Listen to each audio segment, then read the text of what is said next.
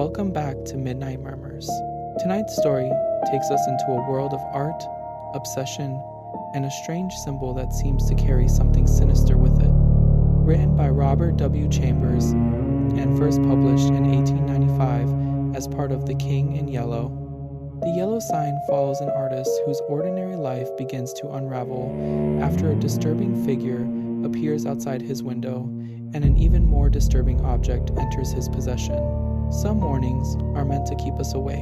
Others arrive when it's already too late. Turn down the lights, settle in, and listen closely. This is the yellow sign.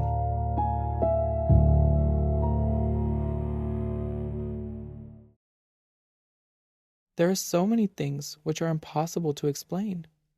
Why should certain chords in music make me think of the brown and golden tints of autumn foliage? Why should the mass of Sainte Cecile bend my thoughts wandering among caverns whose walls blaze with ragged masses of virgin silver? What was it in the roar and turmoil of Broadway at 6 o'clock that flashed before my eyes the picture of a still Breton forest where sunlight filtered through spring foliage and Sylvia bent half curiously, half tenderly, over a small green lizard, murmuring, "To think that this also is a little ward of God?" When I first saw the watchman, his back was toward me. I looked at him indifferently until he went into the church. I paid no more attention to him than I had to any other man who lounged through Washington Square that morning, and when I shut my window and turned back into my studio, I had forgotten him. Late in the afternoon, the day being warm, I raised the window again and leaned out to get a sniff of air. A man was standing in the courtyard of the church, and I noticed him again with as little interest as I had that morning. I looked across the square to where the fountain was playing, and then, with my mind filled with vague impressions of trees, asphalt drives, and the moving groups of nursemaids and holiday makers, I started to walk back to my easel. As I turned, my listless glance included the man below in the churchyard. His face was toward me now, and with a perfectly involuntary movement, I bent to see it. At the same moment, he raised his head and looked at me. Instantly, I thought of a coffin worm. Whatever it was about the man that repelled me, I did not know, but the impression of a plump white grave worm was so intense and nauseating that I must have shown it in my expression, for he turned his puffy face away with a movement which made me think of a disturbed grub in a chestnut. I went back to my easel and motioned the model to resume her pose. After working a while, I was satisfied that I was spoiling what I had done as rapidly as possible, and I took up a palette knife and scraped the color out again. The flesh tones were sallow and unhealthy, and I did not understand how I could have painted such sickly color into a study which before that had glowed with healthy tones. I looked at Tessie. She had not changed, and the clear flush of health dyed her neck and cheeks as I frowned. "Is it something I've done?" she said. "No. I've made a mess of this arm, and for the life of me I can't see how I came to paint such mud as that into the canvas," I replied. "Don't I pose well?" she insisted. "Of course, perfectly. Then it's not my fault?" "No, it's my own. I am very sorry," she said. I told her she could rest while I applied rag and turpentine to the plague spot on my canvas, and she went off to smoke a cigarette and look over the illustrations in the Courrier Français. I did not know whether it was something in the turpentine or a defect in the canvas, but the more I scrubbed, the more that gangrene seemed to spread. I worked like a beaver to get it out, and yet the disease appeared to creep from limb to limb of the study before me. Alarmed, I strove to arrest it, but now the color on the breast changed, and the whole figure seemed to absorb the infection as a sponge soaks up water. Vigorously I plied palette knife, turpentine, and scraper, thinking all the time what a séance I should hold with Duval, who had sold me the canvas. But soon I noticed that it was not the canvas which was defective, nor yet the colors of Edward. "It must be the turpentine," I thought angrily, "or else my eyes have become so blurred and confused by the afternoon light that I can't see straight." I called Tessie, the model. She came and leaned over my chair, blowing rings of smoke into the air. "What have you been doing to it?" she exclaimed. "Nothing. I growled. It must be this turpentine. What a horrible color it is now, she continued. Do you think my flesh resembles green cheese? No, I don't, I said angrily. Did you ever know me to paint like that before? No, indeed. Well then, it must be the turpentine, or something, she admitted. She slipped on a Japanese robe and walked to the window. I scraped and rubbed until I was tired, and finally picked up my brushes and hurled them through the canvas with a forcible expression, the tone alone of which reached Tessie's ears. Nevertheless, she promptly began. That's it. Swear and act silly and ruin your brushes. You have been 3 weeks on that study, and now look, what's the good of ripping the canvas? What creatures artists are. I felt about as much ashamed as I usually did after such an outbreak, and I turned the ruined canvas to the wall. Tessie helped me clean my brushes, and then danced away to dress. From the screen, she regaled me with bits of advice concerning whole or partial loss of temper, until, thinking, perhaps, I had been tormented sufficiently, she came out to implore me to button her waist where she could not reach it on the shoulder. Everything went wrong from the time you came back from the window and talked about that horrid-looking man you saw in the churchyard, she announced. Yes, he probably bewitched the picture, I said, yawning. I looked at my watch. It's after 6. I know, said Tessie, adjusting her hat before the mirror. Yes, I replied. I didn't mean to keep you so long. I leaned out of the window but recoiled with disgust, for the young man with the pasty face stood below in the churchyard. Tessie saw my gesture of disapproval and leaned from the window. Is that the man you don't like? She whispered. I nodded. I can't see his face, but he does look fat and soft. Some way or other, she continued, turning to look at me, he reminds me of a dream, an awful dream I once had. Or, she mused, looking down at her shapely shoes, was it a dream after all? How should I know? I smiled. Tessie smiled in reply. You were in it, she said, so perhaps you might know something about it. Tessie, Tessie, I protested, don't you dare flatter by saying that you dream about me. But I did, she insisted. Shall I tell you about it? Go ahead, I replied, lighting a cigarette. Tessie leaned back on the open windowsill and began very seriously. One night last winter, I was lying in bed, thinking about nothing at all in particular. I had been posing for you, and I was tired out, yet it seemed impossible for me to sleep. I heard the bells in the city ring 10, 11, and midnight. I must have fallen asleep about midnight because I don't remember hearing the bells after that. It seemed to me that I had scarcely closed my eyes when I dreamed that something impelled me to go to the window. I rose, and raising the sash, leaned out. 25th Street was deserted as far as I could see. I began to be afraid. Everything outside seemed so black and uncomfortable. Then the sound of wheels in the distance came to my ears, and it seemed to me as though that was what I must wait for. Very slowly the wheels approached, and, finally, I could make out a vehicle moving along the street. It came nearer and nearer, and when it passed beneath my window, I saw it was a hearse. Then, as I trembled with fear, the driver turned and looked straight at me. When I awoke, I was standing by the open window, shivering with cold, but the black-plumed hearse and the driver were gone. I dreamed this dream again in March last, and again awoke beside the open window. Last night, the dream came again. You remember how it was raining. When I awoke, standing at the open window, my nightdress was soaked. But where did I come into the dream? I asked. You were in the coffin, but you were not dead. In the coffin? Yes. How did you know? Could you see me? No, I only knew you were there. Had you been eating Welsh rarebits or lobster salad? I began laughing, but the girl interrupted me with a frightened cry. Hello, what's up? I said, as she shrank into the embrasure by the window. The man below in the churchyard. He drove the hearse. Nonsense, I said, but Tessie's eyes were wide with terror. I went to the window and looked out. The man was gone. Come, Tessie, I urged. Don't be foolish. You have posed too long. You are nervous. Do you think I could forget that face? She murmured.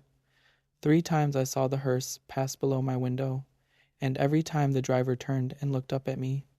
Oh, his face was so white and soft. It looked dead. It looked as if it had been dead a long time. I induced the girl to sit down and swallow a glass of marsala. Then I sat down beside her and tried to give her some advice. Look here, Tessie, I said. You go to the country for a week or 2, and you'll have no more dreams about hearses. You pose all day, and when night comes your nerves are upset. You can't keep this up. Then again, instead of going to bed when your day's work is done, you run off to picnics at Sulzer's Park, or go to the El Dorado or Coney Island, and when you come down here next morning, you are fagged out. There was no real hearse. There was a soft-shell crab dream. She smiled faintly. What about the man in the churchyard? Oh, he's only an ordinary, unhealthy, everyday creature. As true as my name is Tessie Reardon, I swear to you, Mr. Scott, that the face of the man below in the churchyard is the face of the man who drove the hearse. What of it? I said. It's an honest trade. Then you think I did see the hearse? Oh, I said diplomatically, if you really did, it might not be unlikely that the man below drove it. There is nothing in that. Tessie rose, unrolled her scented handkerchief, and taking a bit of gum from a knot in the hem, placed it in her mouth. Then drawing on her gloves, she offered me her hand with a frank, "Good night, Mr. Scott," and walked out. The next morning Thomas, the bellboy, brought me the Herald and a bit of news. The church next door had been sold. I thanked heaven for it, not that being a Catholic I had any repugnance for the congregation next door, but because my nerves were shattered by a blatant exhorter, whose every word echoed through the aisle of the church as if it had been my own rooms, and who insisted on his R's with a nasal persistence which revolted my every instinct. Then, too, there was a fiend in human shape, an organist, who reeled off some of the grand old hymns with an interpretation of his own, and I longed for the blood of a creature who could play the doxology, with an amendment of minor chords, which one hears only in a quartet of very young undergraduates. I believe the minister was a good man, but when he bellowed, "And the Lord said unto Moses, the Lord is a man of war, the Lord is his name. My wrath shall wax hot, and I will kill you with the sword." I wondered how many centuries of purgatory it would take to atone for such a sin. Who bought the property? I asked Thomas. Nobody that I know, sir. They do say the gent wot owns this air, a Milton Flats, was looking at it. Might be a buildin' more studios. I walked to the window. The young man with the unhealthy face stood by the churchyard gate, and at the mere sight of him, the same overwhelming repugnance took possession of me. "By the way, Thomas," I said, "who is that fellow down there?" Thomas sniffed. "That there worm, sir? As night watchman of the church, sir. 'E makes me tired a-sittin' out all night on them steps and looking at you, insultin' like I'd a punched. Is Ed, sir, beg pardon, sir? Go on, Thomas." "One night a-comin' 'ome with 'Arry, the other English boy, I sees I am a-sittin' there on them steps. We 'ad Molly and Jen with us, sir, the 2 girls on the tray service, and 'e looks so insultin' at us that I up and says, 'What you looking hat, you fat slug?' 'Beg pardon, sir, but that's 'ow I says, sir. Then 'e don't say nothin', and I says, 'Come out, and I'll punch that puddin'.' Then I hopens the gate and goes in, but 'e don't say nothin', only looks insultin' like. Then I am one, but is Ed was that cold and mushy it 'ud sicken you to touch. I am." "What did he do then?" I asked curiously. "I'm nothin'. And you, Thomas?" The young fellow flushed with embarrassment and smiled uneasily. Mr. Scott, sir, I ain't no coward, and I can't make it out at all why I run. I was in the 5th Lancers, sir, bugler at Tel El Keber, and was shot by the Wells. You don't mean to say you ran away? Yes, sir, I run. Why? That's just what I want to know, sir. I grabbed Molly and run, and the rest was as frightened as I. But what were they frightened at? Thomas refused to answer for a while, but now my curiosity was aroused about the repulsive young man below, and I pressed him. 3 years' sojourn in America had not only modified Thomas's Cockney dialect, but had given him the American's fear of ridicule. You won't believe me, Mr. Scott, sir? Yes, I will. You will laugh at me, sir? Nonsense. He hesitated. Well, sir, it's God's truth that when I am grabbed me wrist, sir, and when I twisted is soft, mushy fist one of his fingers come off in me, and the utter loathing and horror of Thomas's face must have been reflected in my own, for he added, It's orful, and now when I see I just go away. E mikes me hill. When Thomas had gone, I went to the window. The man stood beside the church railing with both hands on the gate, but I hastily retreated to my easel again, sickened and horrified, for I saw that the middle finger of his right hand was missing. At 9 o'clock, Tessie appeared and vanished behind the screen, with a merry, "Good morning, Mr. Scott." When she had reappeared and taken her pose upon the model stand, I started a new canvas, much to her delight. She remained silent as long as I was on the drawing, but as soon as the scrape of the charcoal ceased and I took up my fixative, she began to chatter. "Oh, I had such a lovely time last night. We went to Tony Pastor's." "Who are we?" I demanded. "Oh, Maggie, you know, Mr. White's model, and Pinky McCormick, we call her Pinky, because she's got that beautiful red hair you artists like so much, and Lizzie Burke." I sent a shower of spray from the fixative over the canvas, and said, "Well, go on." "We saw Kelly and Baby Barnes, the skirt dancer, and all the rest." I made a mash. "Then you have gone back on me, Tessie?" She laughed and shook her head. "He's Lizzie Burke's brother, Ed. He's a perfect gentleman." I felt constrained to give her some parental advice concerning mashing, which she took with a bright smile. "Oh, I can take care of a strange mash," she said, examining her chewing gum. "But Ed is different. Lizzie is my best friend." Then she related how Ed had come back from the stocking mill in Lowell, Massachusetts, to find her and Lizzie grown up, and what an accomplished young man he was, and how he thought nothing of squandering $50 for ice cream and oysters to celebrate his entry as clerk into the woolen department of Macy's. Before she finished, I began to paint, and she resumed the pose, smiling and chattering like a sparrow. By noon I had the study fairly well rubbed in, and Tessie came to look at it. "That's better," she said. I thought so too, and ate my lunch with a satisfied feeling that all was going well. Tessie spread her lunch on a drawing table opposite me, and we drank our claret from the same bottle and lighted our cigarettes from the same match. I was very much attached to Tessie. I had watched her shoot up into a slender but exquisitely formed woman from a frail, awkward child. She had posed for me during the last 3 years, and among all my models, she was my favorite. It would have troubled me very much indeed had she become tough, or fly, as the phrase goes.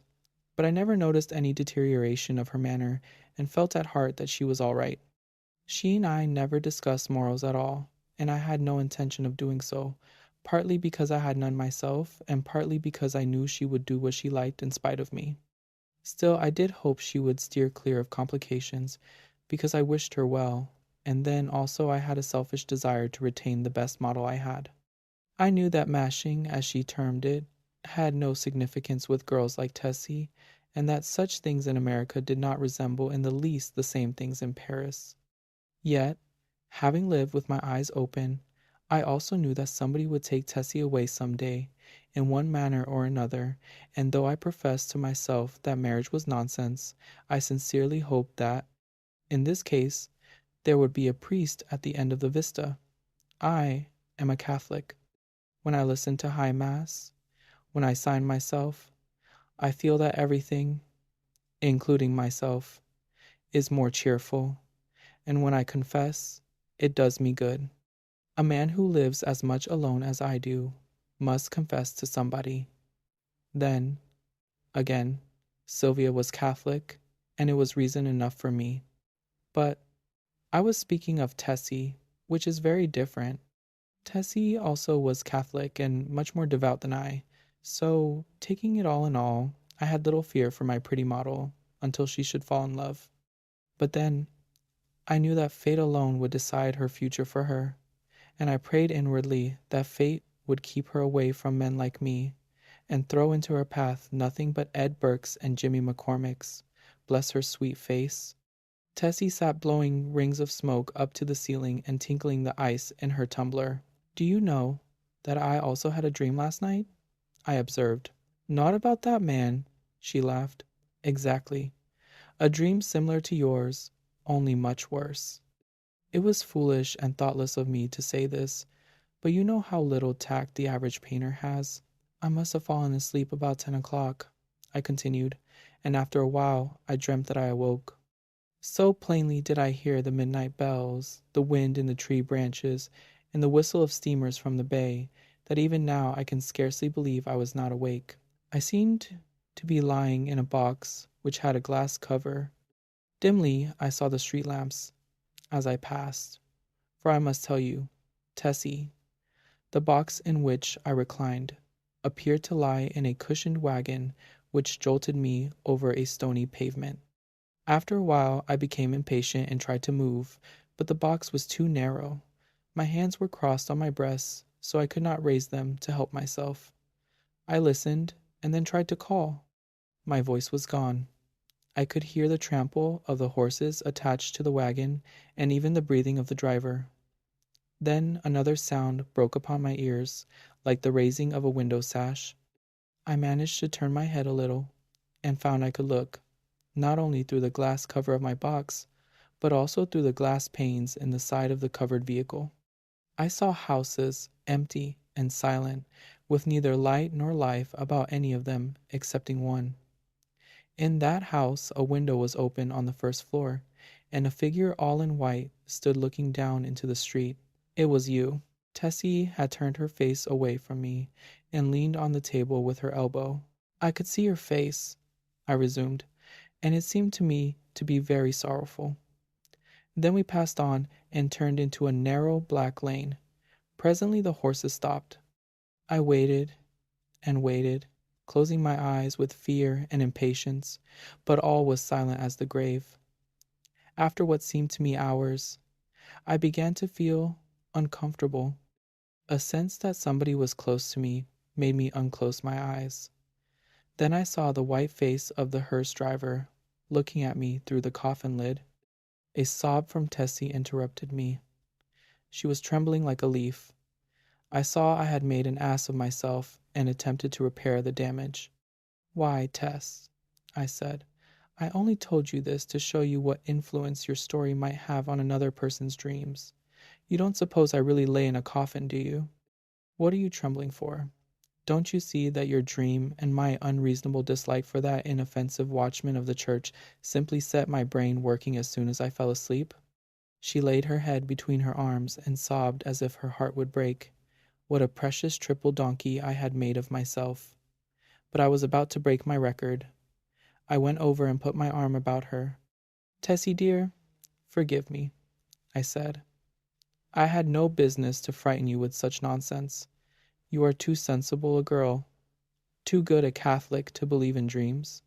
Her hand tightened on mine, and her head fell back upon my shoulder. But she still trembled, and I petted her and comforted her. Come, Tess, open your eyes and smile. Her eyes opened with a slow, languid movement and met mine, but their expression was so queer that I hastened to reassure her again. It's all humbug, Tessie. You surely are not afraid that any harm will come to you because of that. No, she said, but her scarlet lips quivered. Then what's the matter? Are you afraid? Yes, Not for myself. For me, then? I demanded gaily. For you, she murmured in a voice almost inaudible. I I care for you. At first I started to laugh, but when I understood her, a shock passed through me, and I sat like one turned to stone. This was the crowning bit of idiocy I had committed. During the moment which elapsed between her reply and my answer, I thought of 1,000 responses to that innocent confession. I could pass it by with a laugh. I could misunderstand her and assure her as to my health. I could simply point out that it was impossible she could love me. But my reply was quicker than my thoughts, and I might think and think now when it was too late, for I had kissed her on the mouth. That evening I took my usual walk in Washington Park, pondering over the occurrences of the day. I was thoroughly committed. There was no back out now, and I stared the future straight in the face. I was not good, not even scrupulous, but I had no idea of deceiving either myself or Tessie. The one passion of my life lay buried in the sunlit forests of Brittany. Was it buried forever? Hope cried no. For 3 years I had been listening to the voice of hope, and for 3 years I had waited for a footstep on my threshold. Had Sylvia forgotten? No, cried hope. I said that I was no good. That is true, but still, I was not exactly a comic opera villain. I had led an easy-going, reckless life, taking what invited me of pleasure, deploring and sometimes bitterly regretting consequences. In one thing alone, except my painting, was I serious, and that was something which lay hidden if not lost in the Breton forests. It was too late for me to regret what had occurred during the day. Whatever it had been, pity, a sudden tenderness for sorrow, or the more brutal instinct of gratified vanity, it was all the same now, and unless I wished to bruise an innocent heart, my path lay marked before me. The fire and strength, the depth of passion of a love which I had never even suspected, with all my imagined experience in the world, left me no alternative but to respond or send her away. Whether because I am so cowardly about giving pain to others, or whether it was that I have little of the gloomy Puritan in me, I do not know. But I shrank from disclaiming responsibility for that thoughtless kiss, and in fact had no time to do so before the gates of her heart opened and the flood poured forth. Others who habitually do their duty and find a sullen satisfaction in making themselves and everybody else unhappy might have withstood it. I did not. I dared not.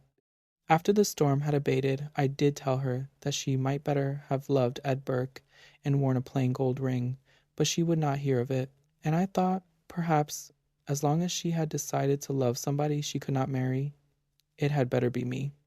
I, at least, could treat her with an intelligent affection, and whenever she became tired of her infatuation, she could go none the worse for it. For I was decided on that point, although I knew how hard it would be.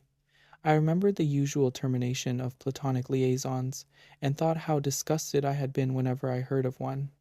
I knew I was undertaking a great deal for so unscrupulous a man as I was, and I dreamed the future, but never for one moment did I doubt that she was safe with me. Had it been anybody but Tessie, I should not have bothered my head about scruples, for it did not occur to me to sacrifice Tessie as I would have sacrificed a woman of the world. I looked the future squarely in the face and saw the several probable endings to the affair. She would either tire of the whole thing, or become so unhappy that I should have either to marry her or go away. If I married her, we would be unhappy, I with a wife unsuited to me, and she with a husband unsuitable for any woman, for my past life could scarcely entitle me to marry. If I went away, she might either fall ill, recover, and marry some Eddie Burke, or she might recklessly or deliberately go and do something foolish. On the other hand, if she tired of me, then her whole life would be before her with beautiful vistas of Eddie Burkes and marriage rings and twins and Harlem flats and heaven knows what. As I strolled along through the trees by the Washington Arch, I decided that she should find a substantial friend in me anyway, and the future could take care of itself. Then I went into the house and put on my evening dress, for the little faintly perfumed note on my dresser said, Have a cab at the stage door at 11. And the note was signed Edith Carmichael, Metropolitan Theater. I took supper that night, or rather, we took supper, Miss Carmichael and I, at Solari's, and the dawn was just beginning to gild the cross on the memorial church as I entered Washington Square after leaving Edith at the Brunswick. There was not a soul in the park as I passed along the trees and took the walk which leads from the Garibaldi statue to the Hamilton apartment house, but as I passed the churchyard I saw a figure sitting on the stone steps. In spite of myself, a chill crept over me at the sight of the white puffy face, and I hastened to pass. Then he said something which might have been addressed to me, or might merely have been a mutter to himself, but a sudden furious anger flamed up within me that such a creature should address me. For an instant I felt like wheeling about and smashing my stick over his head, but I walked on, and entering the Hamilton went to my apartment. For some time I tossed about the bed, trying to get the sound of his voice out of my ears, but could not.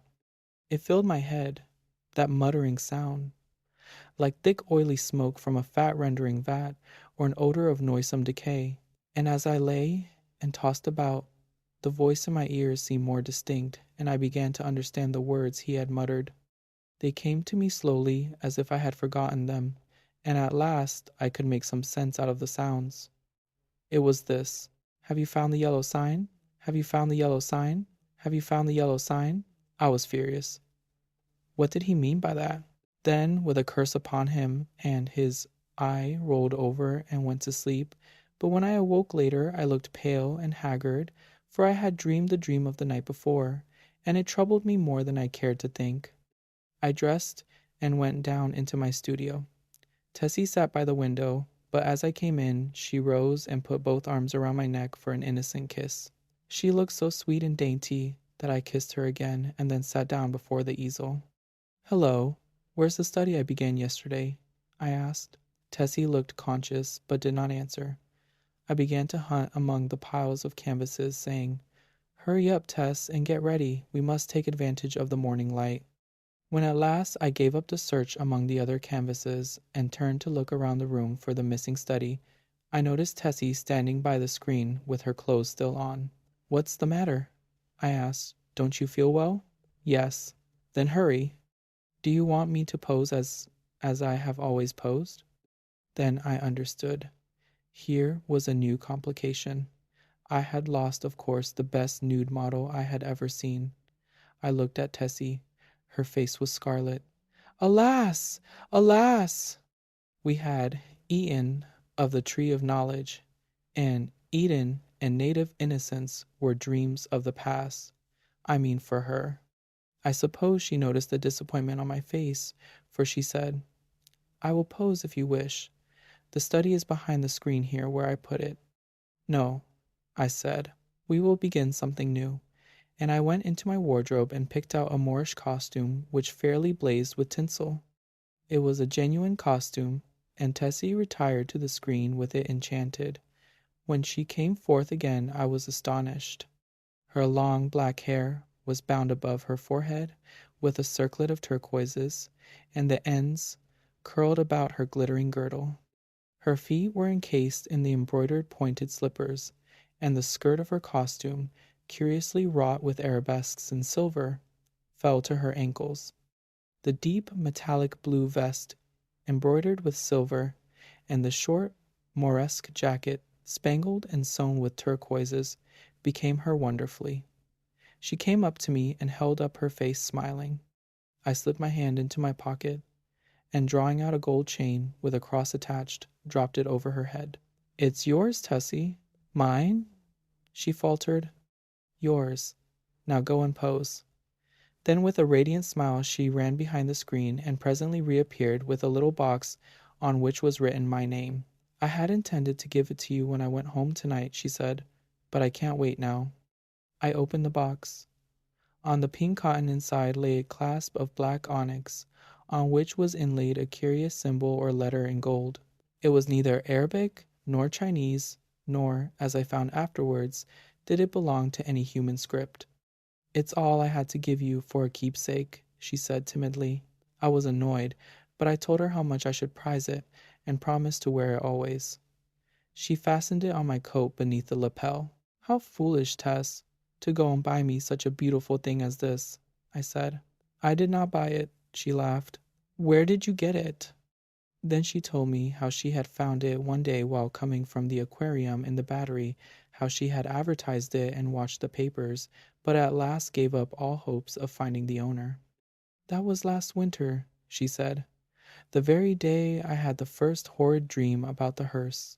I remembered my dream of the previous night, but said nothing, and presently my charcoal was flying over a new canvas, and Tessie stood motionless on the model stand. The day following was a disastrous one for me. While moving a framed canvas from one easel to another, my foot slipped on the polished floor, and I fell heavily on both wrists. They were so badly sprained that it was useless to attempt to hold a brush, and I was obliged to wander about the studio, glaring at unfinished drawings and sketches, until despair seized me, and I sat down to smoke and twiddle my thumbs with rage. The rain blew against the windows and rattled on the roof of the church, driving me into a nervous fit with its interminable patter. Tessie sat sewing by the window, and every now and then raised her head and looked at me with such innocent compassion that I began to feel ashamed of my irritation and looked about for something to occupy me. I had read all the papers and all the books in the library, but for the sake of something to do, I went to the bookcases and shoved them open with my elbow. I knew every volume by its color and examined them all, passing slowly around the library and whistling to keep up my spirits. I was turning to go into the dining room when my eye fell upon a book bound in serpent skin, standing in a corner of the top shelf of the last bookcase. I did not remember it, and from the floor could not decipher the pale lettering on the back, so I went to the smoking room and called Tessie. She came in from the studio and climbed up to reach the book. What is it? I asked. The King in Yellow. I was dumbfounded. Who had placed it there? How came it in my rooms? I had long ago decided that I should never open that book, and nothing on earth could have persuaded me to buy it. Fearful lest curiosity might tempt me to open it, I had never even looked at it in bookstores. If I ever had had any curiosity to read it, the awful tragedy of young Castaigne, whom I knew, prevented me from exploring its wicked pages.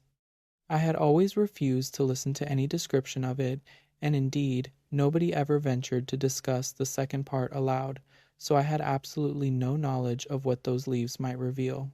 I stared at the poisonous mottled binding as I would at a snake. Don't touch it, Tessie, I said. Come down. Of course, my admonition was enough to arouse her curiosity, and before I could prevent it, she took the book and, laughing, danced off into the studio with it.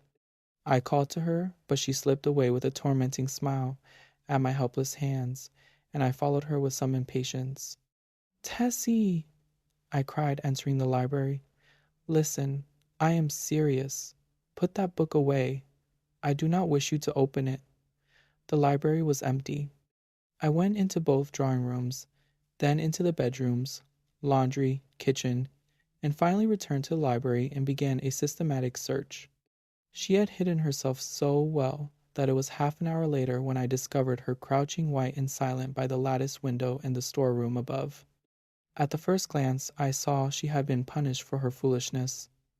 The King in Yellow lay at her feet, but the book was open at the second part. I looked at Tessie and saw it was too late. She had opened The King in Yellow. Then I took her by the hand and led her into the studio.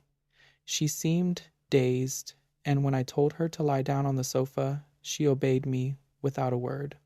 After a while, she closed her eyes and her breathing became regular and deep, but I could not determine whether or not she slept.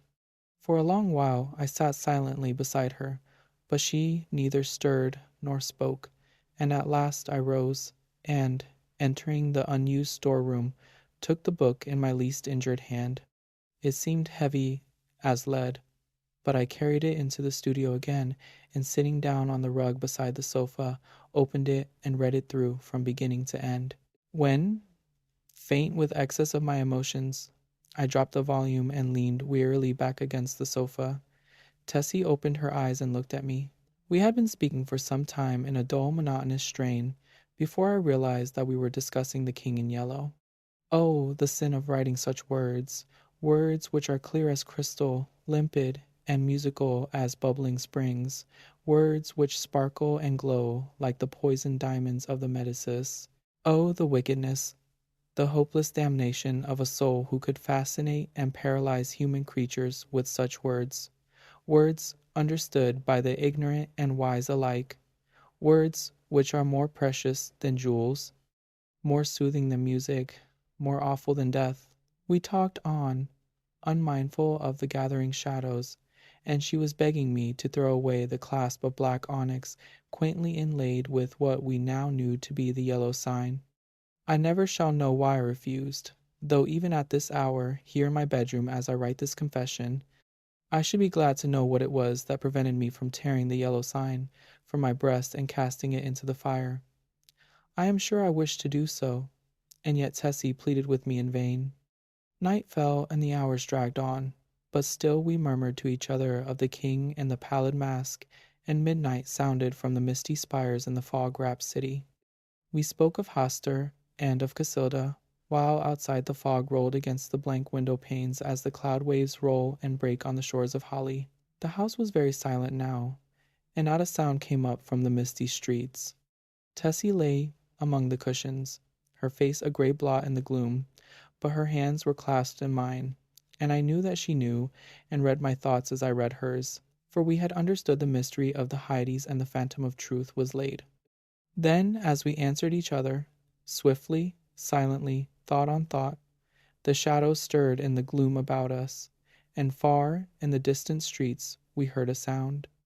Nearer and nearer it came, the dull crunching of wheels, nearer and yet nearer, and now, outside before the door it ceased, and I dragged myself to the window and saw a black-plumed hearse.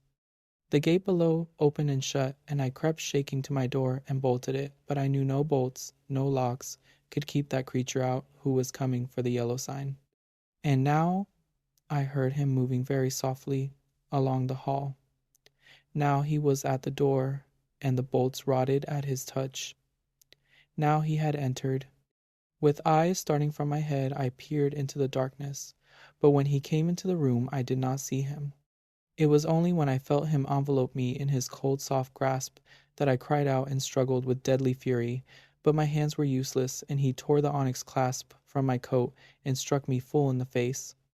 Then, as I fell, I heard Tessie's soft cry, and her spirit fled, and even while falling, I longed to follow her, for I knew that the king in yellow had opened his tattered mantle, and there was only God to cry to now. I could tell more, but I cannot see what help it will be to the world. As for me, I am past human help or hope. As I lie here, writing, careless even whether or not I die before I finish, I can see the doctor gathering up his powders and phials with a vague gesture to the good priest beside me, which I understand. They will be very curious to know the tragedy, they, of the outside world, who write books and print millions of newspapers. But I shall write no more, and the Father Confessor will seal my last words with the seal of sanctity when his holy office is done. They of the outside world may send their creatures into wrecked homes and death-smitten firesides, and their newspapers will batten on blood and tears, but with me their spies must halt before the confessional. They know that Tessie is dead, and that I am dying. They know how the people in the house, aroused by an infernal scream, rushed into my room and found one living and two dead. But they do not know what I shall tell them now. They do not know that, the doctor said, as he pointed to a horrible decomposed heap on the floor, the livid corpse of the watchman from the church. I have no theory, no explanation. That man must have been dead for months. I think I am dying. I wish the priest would. If you enjoyed tonight's story, be sure to follow Midnight Murmurs for more classic tales of horror, mystery, and the supernatural. Until next time, keep the lights low and be careful of the signs you choose to follow.